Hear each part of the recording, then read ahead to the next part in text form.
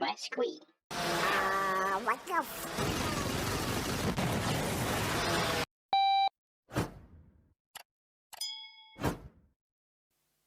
Hey, it's Stuck My Square here, and by the end of this video you're gonna love me. So, you're using an arm switch. The arm switch goes on, it goes off. When it's on, the props spin. When it's off, they stop. That's pretty unsafe, gotta say. If you accidentally hit that switch while you're carrying your quad, if it just bumps, you got shredded fingers. That's not cool. You could use Betaflight pre-arm. You know, soak up your other 2-position button, have to click that before you click your arm. Yeah, that works. But I got a better way. I got a better way that is going to use one of the least used buttons on your radio if you have one, a momentary switch. Some people just don't use it at all. Well, I've got a good use for it. You use that one button to turn on the ability to throw your arm switch. It won't throw your arm switch unless you've pushed that button first within a few seconds. And then I'm going to make it so that if you turn your arm switch off and you change your mind within a few seconds, you can turn it back on without having to pre-arm. Yeah, we can do this on OpenTX or EdgeTX. Let's have a look. Open the model menu. Look, there I am. Find your way over to the logical switches. Next step, you got to put something in the radio. Doesn't matter what for the logical switch 1. Next, we want to go into logical switch 2. And what we're going to do is we're going to set this switch up to be pre-arm, your 5-second pre-arm. So we make it an AND. The first thing we choose is we make it not your arm switch. You can't pre-arm if your arm switch is down. So the arm switch on this radio is switch E, and you want not switch E down.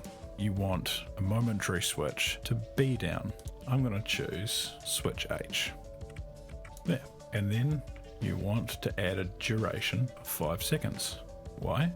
Because you want this to stay on for 5 seconds. Time for the next logical switch.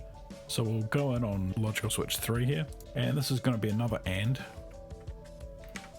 Only this time we're going to have the same restriction on the arm switch being thrown, and we're going to do it twice. Why? Because I don't like putting in numbers. I prefer to just use the switch up down symbols. And what we're going to do is put a delay here of 5 seconds.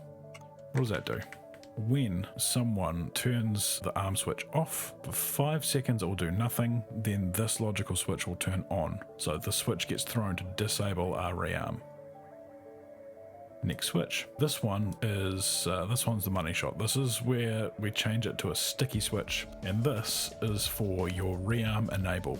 If this switch is on, then your arm switch will be able to rearm even if it hasn't been pre-armed. To turn this switch on, we need to be armed. So if we manage to successfully arm, that's logical switch 1, it will turn it on. And then to turn it off, we have our rearm disable, which we just made. That's it for those 3. Now the last one, the actual arm, the guts of it. For this, we're going to choose an OR.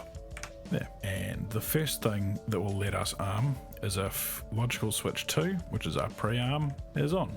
And the second thing that will let us do it is if our rearm capability is on. And the third thing we need is for either of those to have action and for our arm switch, switch E, to be down. That's it. So if I just get the cursor out of the way here, you'll see currently we're disarmed. LO1 is off. If I throw switch H, it's pre-armed, and then if I throw switch E, it arms. Now if I try to throw the pre-arm, you can see it's not taking because we're armed. If I disarm, I can then rearm, but if I disarm and leave it, the situation changes, and then I can't rearm.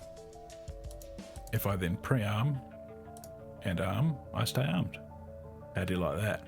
So once you get to this point, what you need to do is make sure that that wonderful LO1 you've just made gets sent out. So we go into our mixes here, go down to channel 5, go select it, mix name. I like to actually name these mixes.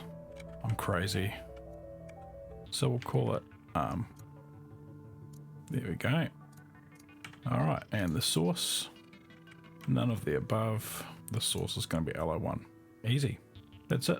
We're all done. You've just changed your arming setup. Now your arming setup is safe. Anyway, make good use of it. Enjoy it. It'll hopefully keep you safe. Just adds a little bit of extra safety.